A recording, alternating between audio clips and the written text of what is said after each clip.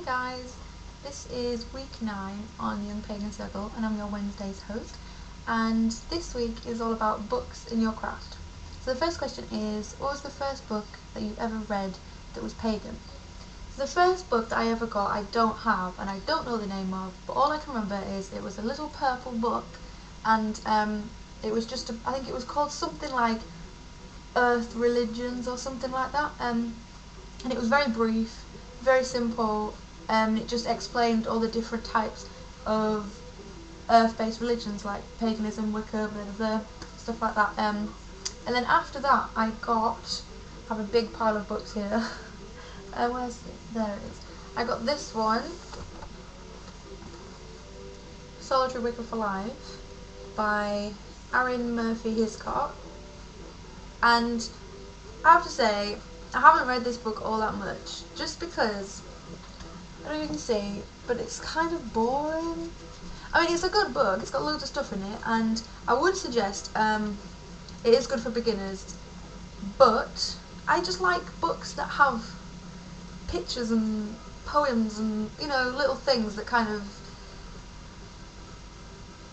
not look nice, but, you know, it kind of, you want to read it, whereas this is just kind of, it's just a bit, but I would say that it is alright for beginners.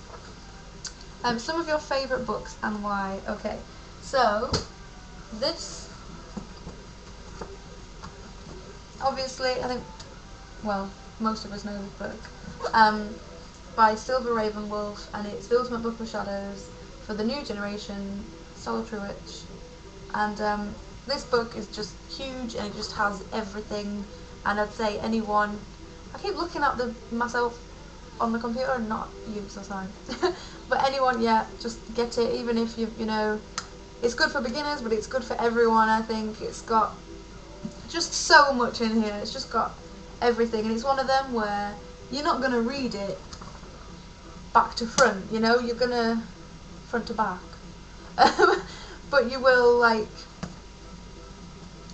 whatever you're doing, you know, it's like a reference book. You can just come back to it and have a look at this and have a look at that, and it's just brilliant. It's just got everything in here, so I'd definitely say this has got to be one of my favourite books, probably the one that I look at the most, I guess. So that's that one.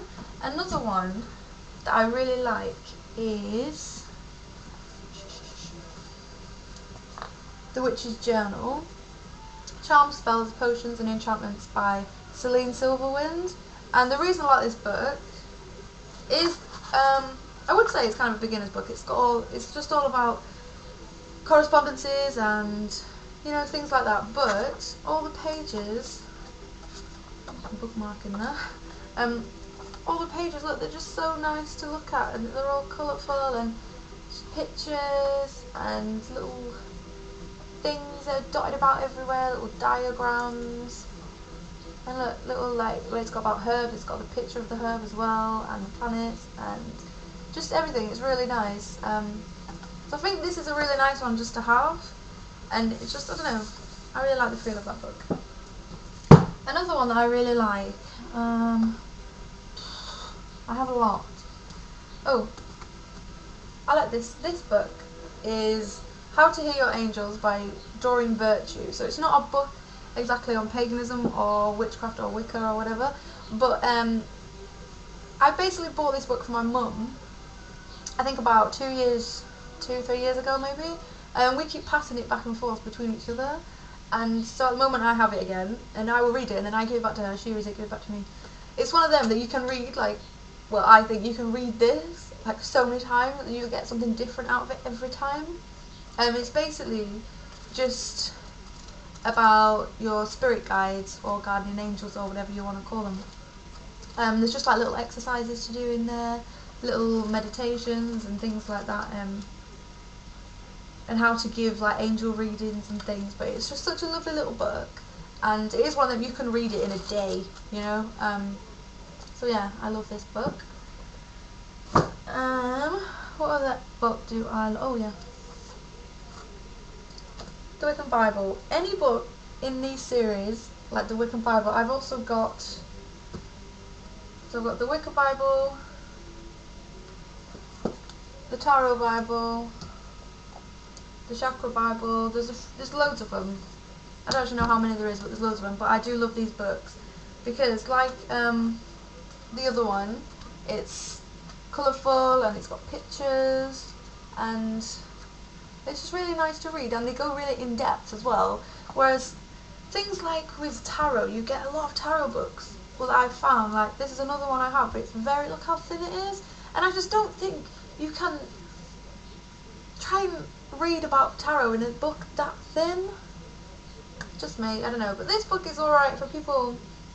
I wouldn't suggest it for beginners. This is Tarot, an easy to follow illustrated guide to the mysteries of tarot by Jonathan D.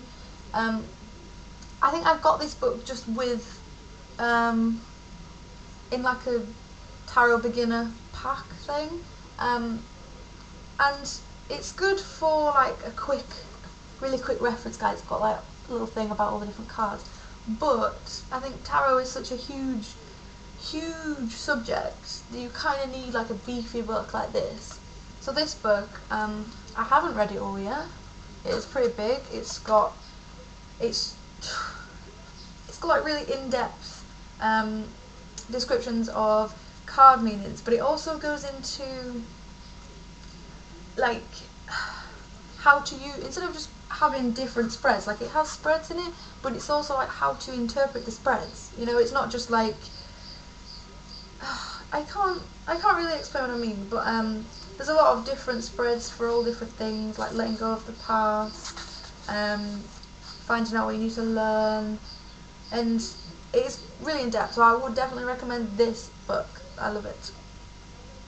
Some of your least favourite books. This is kind of hard because I love reading, and I think you can get something out of every book, you know, but I think the only ones that are my least favourite and the ones I wouldn't recommend to new people, or younger people especially, is books like this.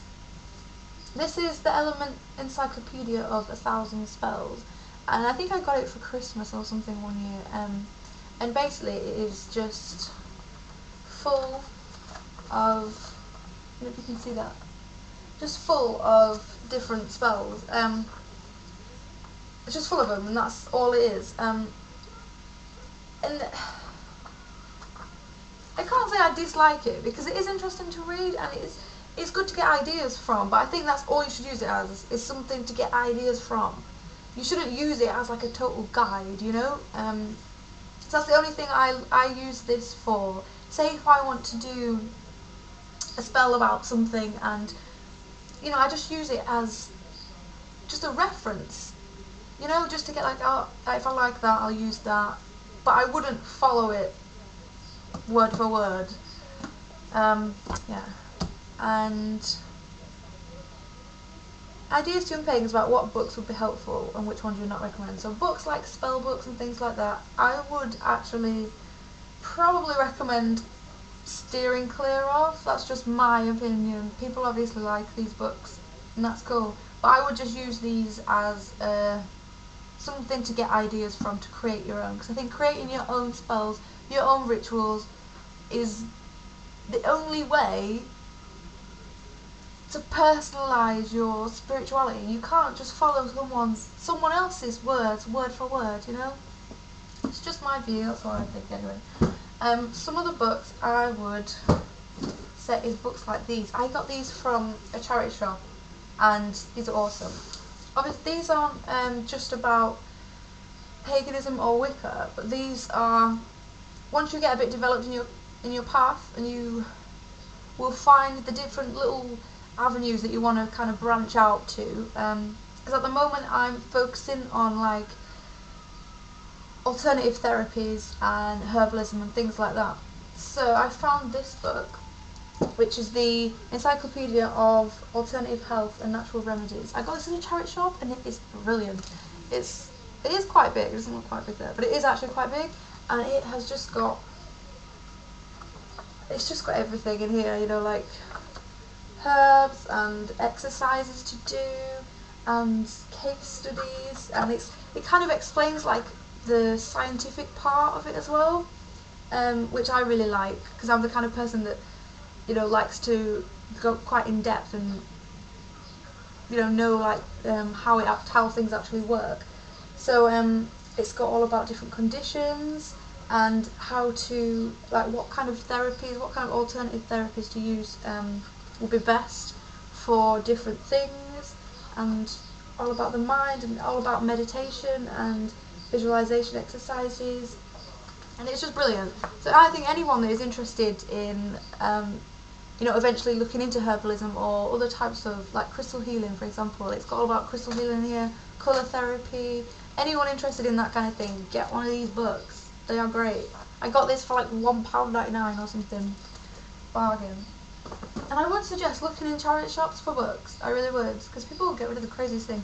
But this is another one I got. Myths and Legends. Fact and Fiction.